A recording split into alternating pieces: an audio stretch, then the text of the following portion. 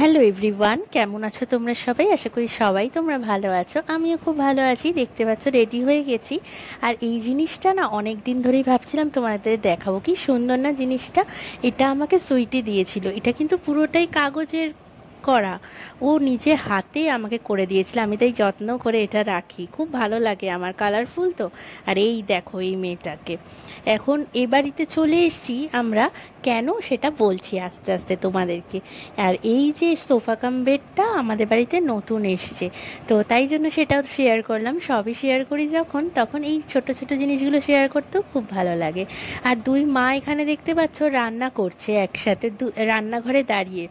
এই বিরল দৃশ্য দেখাই ভার এখনকার দিনে, তাই না?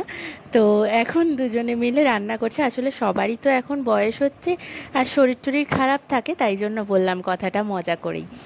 তো এখানে মা ভাজছে বেগুন, আর মা এইবারের মা করছে হচ্ছে ইলিশ মাছের ঝোলটা রান্না। আর এই যে এ উঠে একদম সিংহাসনে বসে রয়েছে। ও আচ্ছা, তোমাদের তো বলাই হলো না কেন এই বাড়িতে এসছি।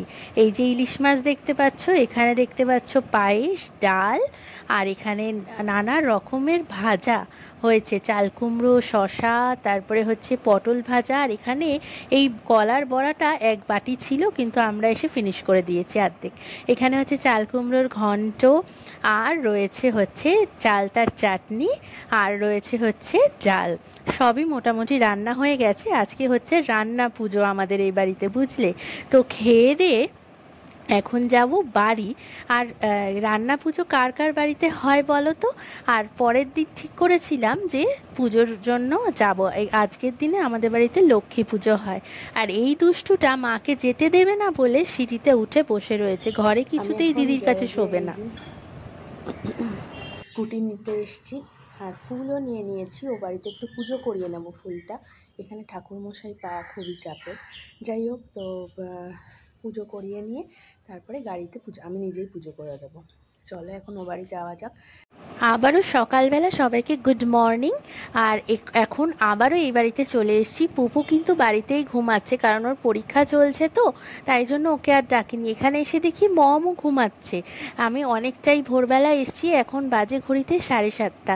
মা একা একা পুজোর জোগাড় করবে বলেছিল। কালকে তো আমি রান্নার হেল্প করতে পারিনি এসে, তাই মাকে বললাম এই সময়টা আমি বাড়িতে ফ্রি থাকি, আর আমার তো ভোরবেলা ওঠা অভ্যাসই আছে, অসুবিধা হবে না, আমি এই সময় এসে তোমার হাতে হাতে জোগাড় করে দেব। তাই জন্য এলাম হচ্ছে এই পুজোর জোগাড়টা করে দিতে। কিছু একটু হাতে হাতে করতে পারলে ভীষণ ভালো লাগে, কারণ কারোর একার ওপর চাপ দেওয়াটা একদমই উচিত না। ছোটোবেলাতে আমরা কিছুই মা করতে দেয়নি আমাদেরকে, কিন্তু এখন যখন বড় হয়ে গেছি, সামলাতে শিখে গেছি অনেক কিছু, তাই জন্য চেষ্টা করি একটু হাতে হাতে করে দেওয়ার। আর এখানে দেখো ঠাকুরটা সাজানো হয়ে গেছে। আমাদের এইভাবেই লক্ষ্মী ঠাকুর সাজানো হয়, চাল দিয়ে তারপরে মুকুট পরিয়ে এইরকমভাবেই সাজানো হয়। আর এখানে আমরা জোগাড় করে সমস্ত কিছু বসে রয়েছি পুরোহিতের আশায়। ওই যে বললাম না, পুরোহিত পাওয়া খুব ভার, কিন্তু মা ঠিক করেই রেখেছে একজনই পুজো করেন। তো এই বাড়িতে আবার চলে এলাম। মাঝে মাঝে মনে হয় না নিজের 10টা হাত হলে খুব ভালো হতো। আর অনেক সেই ভূতের মতো লম্বা লম্বা হাত হলে এই বাড়ি থেকে ওই বাড়ি, আর ও বাড়ি থেকে এ বাড়ি, এই আমার নিজের কাজ, তারপর সংসারের কাজ, সমস্ত কিছু একবারেই করা হয়ে যেত। রান্না বান্না করছি, কারণ এই বেলা ও বাড়িতে পান্তা খেতে যাওয়া, কিন্তু রাতের বেলা হচ্ছে তো বাড়িতেই খাবো। ও বাড়িতে মা বলেছিল যে তরকারুটি খাওয়া হয় প্রত্যেকবার, তো কিন্তু এবার যাওয়া হবে না, কারণ হচ্ছে পুপুর পরীক্ষা চলছে, তাই জন্য। পুপু এখানে পড়তে বসেছিল বাইরে। এই যে তার খুব সর্দি লেগেছে, খুব ঠান্ডা লেগে গেছে। আর রান্না করছি এখন, করে তারপরে যাব আবার ও বাড়িতে। এখন বাড়ি আসার পরে একটুখানি চিকেন রান্না করে রাখছি ওবেলার জন্য, আর পুপুর জন্যও করে রেখেছি, যাতে পুপুকে সন্ধেবেলা থেকে একভাবে পড়াতে বসতে পারি। কারণ যতই সারা বছর পড়ো না কেন, পরীক্ষার আগের দিনটা খুব ইম্পর্টেন্ট, তাই না সবার কাছেই? আর ও এখন ওপরে এলাম, জামা কাপড়গুলো অনেক দিন ধরে ভাবছি শুকাচ্ছে না, রোদও উঠছে না। তো আজকে রোদ্দুর উঠেছে, অনেক দিনকার জামা কাপড় একবারে কাঁচা হয়ে গেছে। তো এইবার এখন জামা কাপড় শুকাতে দেব। আর পুপু একটা ফুল তুলে এই যে আমার কানের পাশে গুজে দিয়েছে, বেশ ভালো লাগছে কিন্তু দেখতে, তাই না? তো আজকে হালকা রোদ্দুর উঠেছে, আবার মাঝে মাঝে মেঘলাও করছে। আকাশটা দেখেছো? মেঘ কিন্তু রয়েছে আকাশে। আমি কিন্তু ঠাকুরের ভরসায়, একেবারে ভগবানের ভরসায় জামা কাপড়গুলো ছাদে মেলে দিয়ে যাচ্ছি। অনেক জামা কাপড় একসাথে কাচা হয়ে গেছে, দেখবে সারা ছাদ একদম জামা কাপড় দিয়ে ভরা। এই যদি বৃষ্টি আসে কে যে তুলবে আমার জানা নেই। ভগবানকে বলে একদম নিচে চলে যেতে হবে যে জামা কাপড় কিন্তু আমি তোমার ভরসায় দিয়ে এসেছি। আর এই যে ছাদে চালাচ্ছে এখন গাড়ি, মা ছাদে আসা মানেই দুটো বাচ্চাই চলে এলো ছাদে একসাথে। তো আমি রান্না বান্না করে আবার চলে এসেছি এখন পান্তা খেতে, আমি, মা আর পুপু। স্কুটিটা নিয়ে এসেছি, ওই যে সকালবেলা বললাম যে স্কুটিটাকে পুজো করতে হবে, তারপর 4 চাকাটাকে পুজো করতে হবে। তো ঠাকুরমশাই তো এসছে নাকি 1টা না 1:30টার সময়। তো আমার তো হাতে অতটা সময় ছিল না, তাই আমি বাড়ি চলেই গেছিলাম তখন। তো লবঙ্গকেও খেতে দিতে হতো, তাই এখন নিজেই একটুখানি পুজো করে নিচ্ছি। পুজো করে রাখতে বলেছিলাম এই ফুলের মালাগুলোকে, আর একটু ধূপ দেখিয়ে, আজকে বিশ্বকর্মা পুজোর দিন যেহেতু সেই জন্য পুজোটা করে নিচ্ছি। আর এই পুজোটা না আমাদের বিশ্বকর্মা পুজোর আগের দিন হয়, রান্না পুজোটা। বিশ্বকর্মা পুজো তো প্রত্যেকবার 17 তারিখেই থাকে, আর 16 তারিখ হয় অরন্ধনের পুজোটা, মানে রান্না পুজোই অনেকে বলে, আবার অরন্ধনও আমরা বলে থাকি।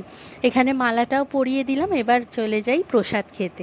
তো পুপু প্রসাদ বেছে বেছে নিচ্ছে আগে শিলার থেকে, যে কোন প্রসাদটা ও আগে খেতে পারে। ও জানে না যে প্রসাদটা আগেই অনেকে খেয়ে নিয়েছে, ও ভাবছে ও প্রথম, তাই বলছে না শিলা ওই প্রসাদটা দাও, ওই প্রসাদটা দাও, এই করে খাচ্ছে এখন বসে বসে।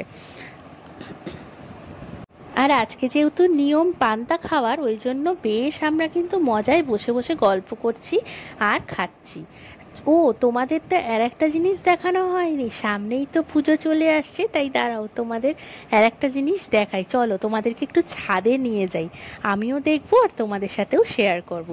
এই যে দেখো প্যান্ডেলের কিন্তু বাঁশ লাগানো হয়ে গেছে, আর চারিদিকটা কি সুন্দর লাগছে না? বাঁশ লাগানো হয়ে যাওয়ার পরেই মনে হয় যে ছাদটা একদম ভরা ভরা। আর সন্ধেবেলা চলে গেছিলাম বাবাইয়ের সাথে, বাবাই আসার পরে ঠাকুরের জন্য শাড়িটা দিতে। ঠাকুরের শাড়িটা তো এখানে দেখালাম, তারপরে আবার পুজোর যে ব্লগগুলো আসবে সেগুলোতে ঠাকুরকে শাড়ি পরিয়ে দেখাবো কীরকম লাগছে, আমিও দেখবো অবশ্যই।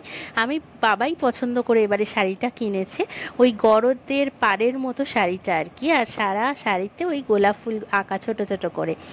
তো এখানে সমস্ত কিছু কথা বলে গেলাম, কবে আমরা ঠাকুর নিতে আসবো না আসবো। আর সবাইকে দেবীপক্ষের সূচনা যেন ভালো হোক সবার, সবাইকে শুভ মহালয়া এই বলেই আজকের ভিডিওটা শেষ করছি। গুড নাইট, শুভরাত্রি, সবাই খুব ভালো থাকবেন। পরে আবার নতুন